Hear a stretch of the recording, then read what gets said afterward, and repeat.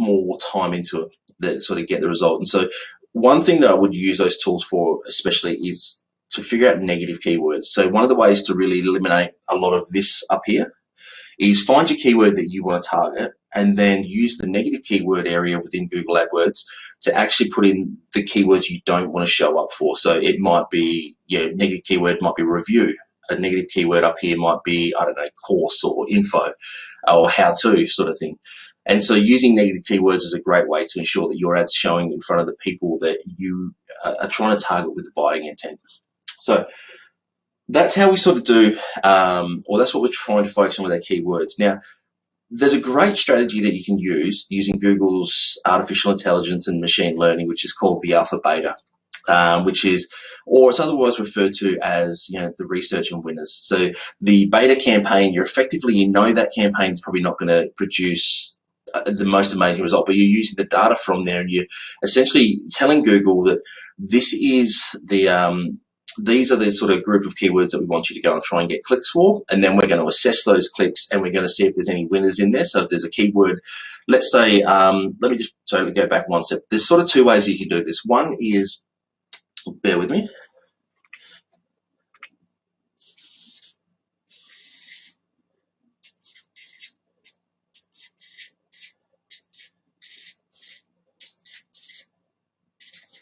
Okay. So one way we can do it is with sort of ad groups. Now, generally, we're talking with AdWords, you want to go for sort of a SCAGs approach, where it's a single keyword ad group. But the problem is if you start your account building out all these single keyword ad groups, it's a lot of work before you know which keywords actually win. So what you can do is start with ad groups that actually have a group or a clump of related keywords in there. And you control them on sort of exact match, phrase match. We tend to go with broad modified. So broad modified is not broad. It's where you put the little plus sign in front of the keywords. Bear in mind that if you're using 2-3 words in a keyword, you have to put the plus sign in front of each word with no spaces before the keyword. And so what that will do is that'll guarantee that Google incorporates those 3 words or those 2 words in that search term. And so by doing that, because Google has this, has awesome reporting in the sense that it actually tells you all the keywords that it's showing your ad for, all the variations, and shows you the results behind that. By running a campaign like this, you can just go through and check those results for 2 reasons. One, you can use it to find negative keywords. So go through your searches and find all the keywords that are negative that you don't want to show for, put them in your negative keyword list, and that'll start to sort of refine your campaigns. But secondly, Google will go out and search for related terms using all of these words. And what you can find is within there, there's quite often some gold. Like there's some keywords in there that, are getting a great conversion rate, low cost per click. And when there's enough data, okay, so you don't want to go, let's say you get 1 conversion off 3 clicks or 7 clicks. That's not enough data. You want to make sure that there's enough data that you're confident there's sort of statistical relevance there. And so there's no magic formula with that because it depends on each keyword and each sort of search term. But you're probably looking at keywords that are at least 5 to 10 conversions over a period of a month or 2. And it depends on the impression count as well. So you're probably looking for the ratio there between impressions and sort of and conversions, because you need it to have enough impressions. So if it's really low impression count but really high conversion rate, quite often you won't get away with putting that into a SCAG account. So, but it'll be really obvious when you see the winners. So it's not something you have to stress about what's the number. You'll see the winners. You'll go, I like this. I'm going to go throw this into a single keyword ad group, and I'm going to test that out. So that's one way you can do it. So that's where you actually control the keywords here, and you put variations. Like you might put emergency plumber, you might put 24-hour plumber, you might put after hours plumber, you might put plumber on call sort of thing. So what you're doing is you're trying to clump them into an area. So you're trying to be a little bit refined, but then you give Google a little bit of leeway just to go out there and test and use their machine learning. And you have to run these for a while because Google's machine learning and AI, it takes a few weeks, a few months even to sort of get to the really good data. Now, the other way that we do this, which is a little bit looser, is we use dynamic campaigns. So that's where you just go in and you say, hey, Google, this is my website. I want you to run a dynamic campaign where you go and crawl my website. You go and show the ads. You create the ads. So they actually write the ads for you, and you try and get me conversions. And so what this does is there's a few ways you can go about this. So when you say Google crawl my website, you can either say crawl my entire site, or you can isolate certain pages. What we found is that isolating certain pages kind of restricts the data. And what we're looking for here is we're looking for keywords that we wouldn't have thought of otherwise. Okay, so we're using Google's AI to do what we can't do because it's a lot smarter than us. So we tend to go, here's the thing, we generally have our site structured quite well, where we know that each page is really well optimized through sort of SEO for a particular topic. And so there's not a lot of crossover. And we know when Google crawls a certain page that they're going to understand the topic of that page, which I talk about sort of in my SEO podcast last week, I think it was. And I think I was talking about keywords the week before, and that'll give you an idea of what I mean by that.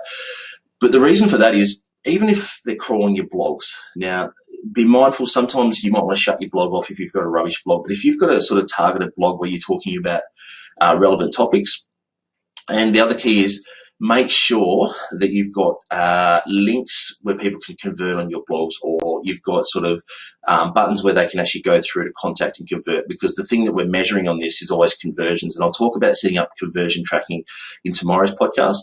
But we don't care about cost per click. We don't care about impressions. We care about conversions, because conversions are where you're getting leads, and that's where you're making money. And so that's the only metric that really defines everything else. Once we look at conversions and we need more data to make a decision, then we go back through all those other metrics and make a call on, what that actually means to us. Point being is here that with a dynamic campaign running through your Google Ads, Google's going to crawl all your websites, and it's going to start showing your ads for quite obscure stuff. Again, your job's to go through and sort of, because you can do negative keywords in dynamic campaigns, but you can't do target keywords. So your job's to go through, then look at all the search terms, and then just simply, as you go through, take the negative ones out. As a rule of thumb, take your business name out, because you will find that they will show a lot of ads for your business name. You should have a branded campaign set up anyway, because you're not looking for Google to find you clicks for your branded name in that topic. So take out keywords that are really sort of low-hanging fruit, because Google will just go and find you sort of conversions, and that's not what you're looking for. You're looking for them to go deeper and work harder and find longer tail variations of keywords, or potential keywords you can use in ad groups from your website. And then what you do is you just simply, again, you take the data. You'll find that over time, now these dynamic campaigns can generally take even longer, because you're giving Google such a sort of broad scope, but we definitely recommend testing this out, because it's just, there's no point racking your brain trying to come up with all the answers when Google virtually gives us, in digital marketing, when it comes to sort of Google Ads and SEO, Google gives us all the answers. It really does. And so sometimes it's just about sort of understanding what Google's telling us, more than us trying to game the system, us trying to figure Google out sort of thing, or AdWords out. So that's, really wait, I'm doing this like I've got something drawn there, but there's actually not. So I'll put the word there, sorry.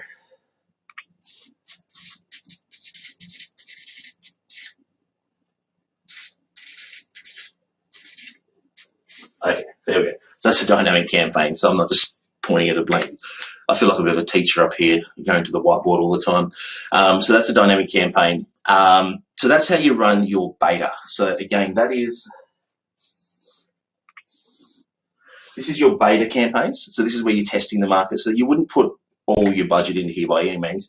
You probably want to run 20%, 30% of your monthly budget through something like this, depending on how much you're spending, because ultimately you still want to try and target those keywords that you know can produce. So there are certain words that you just know off the bat that, look, it's worth targeting those. And generally what you'll do is set those up as single keyword ad groups, where you'll have one keyword per ad group, which means one keyword shown to a multiple of ads going to one landing page is relevant. I would test a few things. So test your targeting, test whether in the keyword ad group, when a single keyword, maybe start with exact match. If that's not getting enough traffic, then go to phrase match. If phrase match isn't kind of getting you enough traffic or impressions, then maybe go to broad match modified. Don't go broad match ever, because it defeats the purpose of having a single keyword ad group. And then I'd also test, because Google really, they want their AI to do all the work for us. So they want to move away from single keyword ad groups. So if you're finding your single keyword, it's doing okay, but it's not doing amazing, you can try expanding that. Now, don't go more than another word or two, another variation, and don't make it so closely related that, because Google will already be showing that ad for really closely related variables of that word. So again, going back to the analogy, maybe you could try emergency plumber, 24-hour plumber, sort of after hours plumber, these sort of things, because they're all kind of the same topic, but they're actually different keyword phrases. And what you're doing there is you're giving Google more data in order to make those sort of decisions on who they show your ad to. Now, another caveat which I'll go through in tomorrow more so is a lot of this only works if you are targeting conversions. If you're targeting cost per click or maximize clicks, and well, look, AdWords is just never going to really work for you. Now, I've spoken about this before. In the start of a campaign, you can target cost per click when you're just trying to get the data and you're trying to get the conversion data. But it's important through that stage that you have conversion tracking set up, whether it's call tracking, lead tracking. You might have click tracking or download tracking for products that you've got on your website. But it's just important to have that tracking data, because by setting up conversion tracking, you're giving Google the information on the type of client that you're trying to target. And then once you've got enough data, by the way of conversions, and so we're looking for about 30 conversions in a 30-day window. Once we've got 30 conversions in a month, basically, we're confident then to go from sort of a CPC over to a CPA, which is cost per acquisition, where we're telling Google, hey, we don't want just clicks now. We want you to target conversions. So we want you to go and find people who will come to our website and go and convert. And this is how much we want to pay for a conversion. And look, we'll talk about the profitability of conversion in tomorrow's video as well. But that's really the only way to sort of make inroads and win with Google. So all of this requires having that conversion tracking set up and optimizing for conversion. So that's the process we go through for managing our keywords.